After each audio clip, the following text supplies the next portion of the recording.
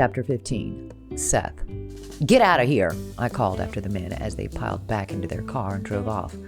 I could tell they were pissed, but I didn't care. I wasn't going to let them come poking their noses in here, measuring the place up, ready to knock it down. I could tell how much it had shaken Georgia, seeing them come crashing into the place like that. But that was what Wharton was hoping for. He obviously thought that if he could shake her enough, she would back down, but I knew we couldn't give him what he wanted. Assholes like that, they thrived on being able to push everyone around, telling everyone what to do and how to live their lives. I wasn't going to let that happen to Georgia or the store. No way in hell. I let out a breath as I watched the car vanish off down the street, though I was sure it was far from the last one that I would be seeing today. No way was Wharton going to give up that easily. I craned my neck back toward the store and I could see Georgia leaning on the counter, shoulders shaking, like she was crying. But before I had a chance to go in there and comfort her, I heard footsteps approaching the table. When I turned back around, my jaw clenched at the sight of Wharton making his way toward me. What the hell was he doing here? Checking that he had finally gotten her to give up? Doing a victory lap? I stood my ground, not breaking his gaze for a moment as he approached the table. "Can I help you?" I snapped at him, hardly able to keep the venom out of my voice. He glared at me for a moment and then leaned across the table, closing the distance between us. "Let me into the store." I didn't move an inch. "Let me into the store, Seth," he repeated himself. But I didn't budge. Sighing, he tried to walk around me, but I stepped out in front of him, stopping him before he could reach the door. The last thing Georgia needed right now was to deal with him, and I wasn't going to let her see that he was even here at all. "Just leave," I told him. "Just go. There's nothing for you here right now." "You really think she's better off with you, huh?" he demanded, shoving his face close to mine again. I didn't budge. I had dealt with enough crap over the course of my life not to be worried by a rich kid like him. He was used to throwing his weight around, but he wasn't used to people daring to stand up to him. "This is about the store," I replied calmly, but he was already off on one, lost to some imaginary battle he was certain he was trapped in. "She could have had a good life with me, but no," he continued, pacing back and forth in front of me. "She wanted to be with some model instead. She could have sold me the store, been set for life. We could have," he trailed off. So this was what it was about, huh? He wasn't just trying to get the store, he wanted her too. I wondered if she was aware of that.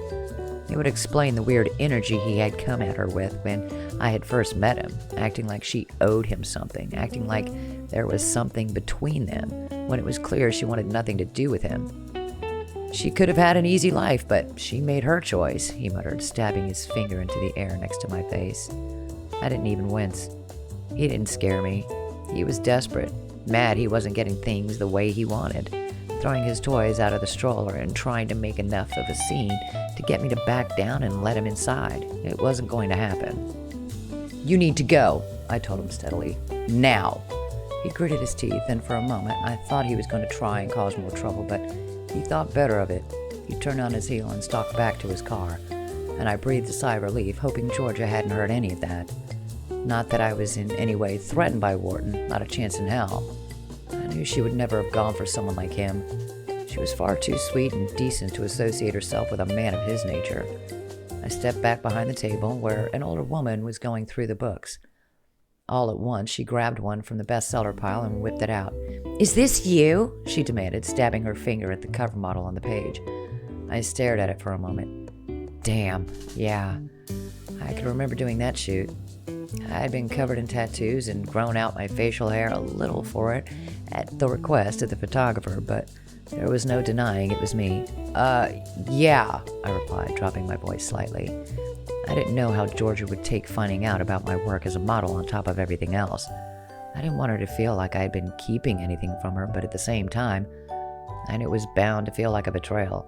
"Whoa," the woman muttered, staring down at the book and then back up at me.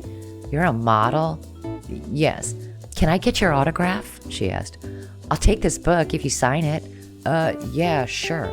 But as I spoke, a bulb went off in my mind.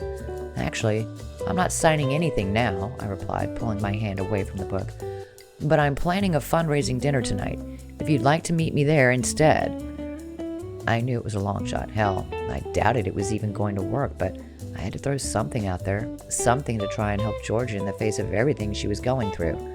I couldn't imagine how difficult this was for her, and if I could use my tiny hint of celebrity for something good, then that would count for something, right?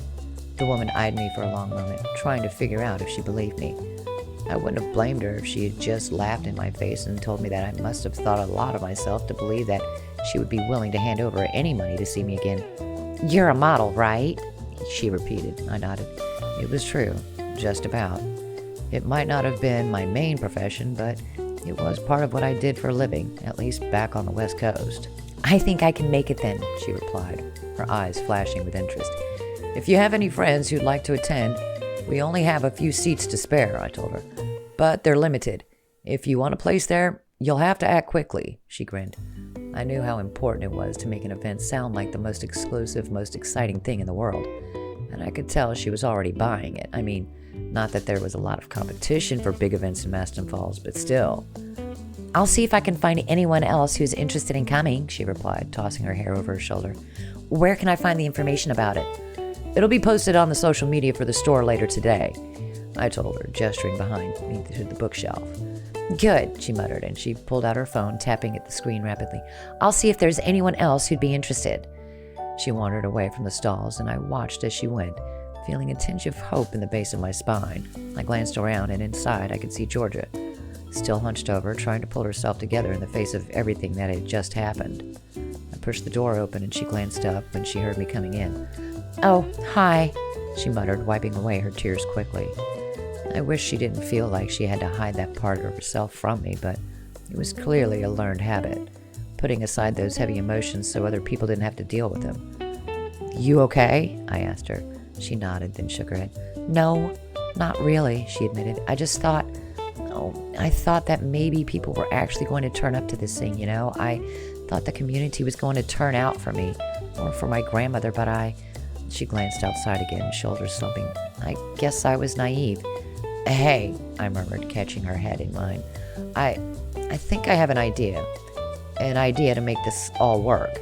She lifted her head and stared at me for a moment, incredulity written all over her face. "You do?" she replied softly.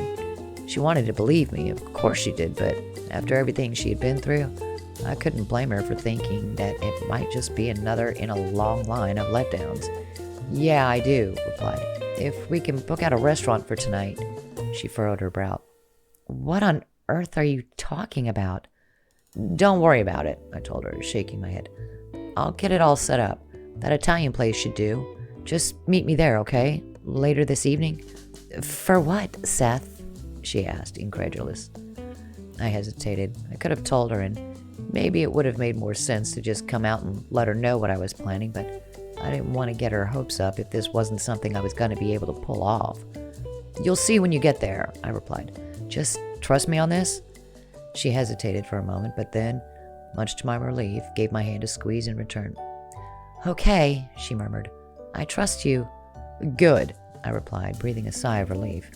I knew that it wasn't going to be easy to pull this thing together on such short notice, but I could do it. I was sure I could.